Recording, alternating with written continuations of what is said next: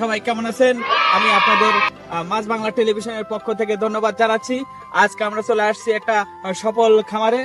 দেখতে পাচ্ছেন কেমন এখানে বড় বড় তিমি মাছ উৎপাদন হয়। আমরা কথা বলবো আজকের এই চাষির সাথে, যে কিনা বিশালতা সফলতা অর্জন করছে। আমরা দেখতে পাচ্ছি সেই চাষি বড় ভাইয়ের সাথে আপনি একটু কথা বলবো। কেমন? আমার বড় ভাইয়ের সাথে কথা বলবো। বড় ভাই, আসসালামু আলাইকুম, কেমন আছেন? আলহামদুলিল্লাহ ভালো আছি, আপনি ভালো আছেন? হ্যাঁ, আমি আলহামদুলিল্লাহ ভালো আছি। আপনার এই খামারটা তো আপনার না? জি, তাহলে আপনার এই সফলতা অর্জন কিভাবে করলেন আমাদের একটু জানাবেন প্লিজ। আসলে এটা আমার একদিনের না, এটা আমার বহুদিনের। এখানে মাছ চাষ করি, মাছ উৎপাদন, মাছ বৃদ্ধি করার জন্য আমি অনেক কিছু খাই। যেমন সিরিপিরি ট্যাবলেট খেলে ভাইয়া, আপনি তো ছিরিবিরি ট্যাবলেট খাওয়ান, তাছাড়া আরো কি খাওয়ান যা মাছ তিমি মাছের মতো বড় হয়? আমি এই পুকুরে ফিট খেলাই, আমার এই ফিটটা সরাসরি বাইরে থেকে আসে।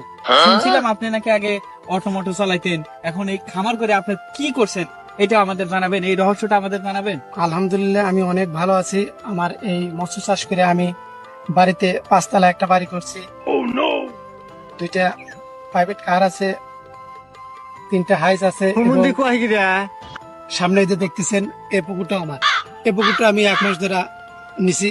এখানে আমি অনেক টাকা ইনভেস্ট করছি।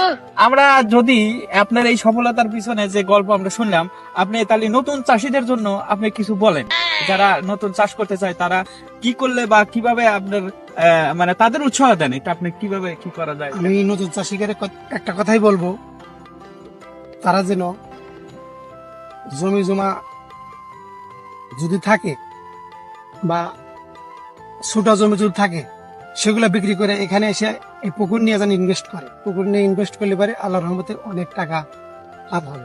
আচ্ছা, আপনি বলতে যাচ্ছেন যে ছোট জমি বেশি বিক্রি করে হলেও এই মৎস্য চাষ করে তার উন্নতি পাওয়া সম্ভব? জি জি, কি জন্য যে আমার অনেক জমি ছিল, সেটা আমি বিক্রি করে আলহামদুলিল্লাহ আমার আর কয়েক বিঘা জমি আছে। ধন্যবাদ বড় ভাই, আপনার ব্যস্ত সময়ের ভিতরে আমাদের সময় দেওয়ার জন্য আমি মাছ বাংলা টেলিভিশনের পক্ষ থেকে আপনাকে ধন্যবাদ জানাচ্ছি। আপনাকে অসংখ্য ধন্যবাদ।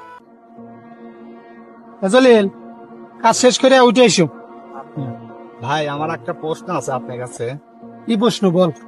ওই যে সাংবাদিক আসছিল, আপনি যে তাদের মিথ্যা কথা বললেন যে আমার বাড়ির 5 তলা বিল্ডিং, তারপর ওরার ভিতরে 5 কাঠা জমি, এদি ভাই মিথ্যা কথা বলে আপনি লাভ কি?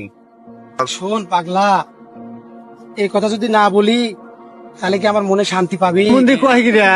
আমি তো ফকির হচ্ছি, সারা বাংলাদেশের জনগণকে আমি ফকির বানাবো।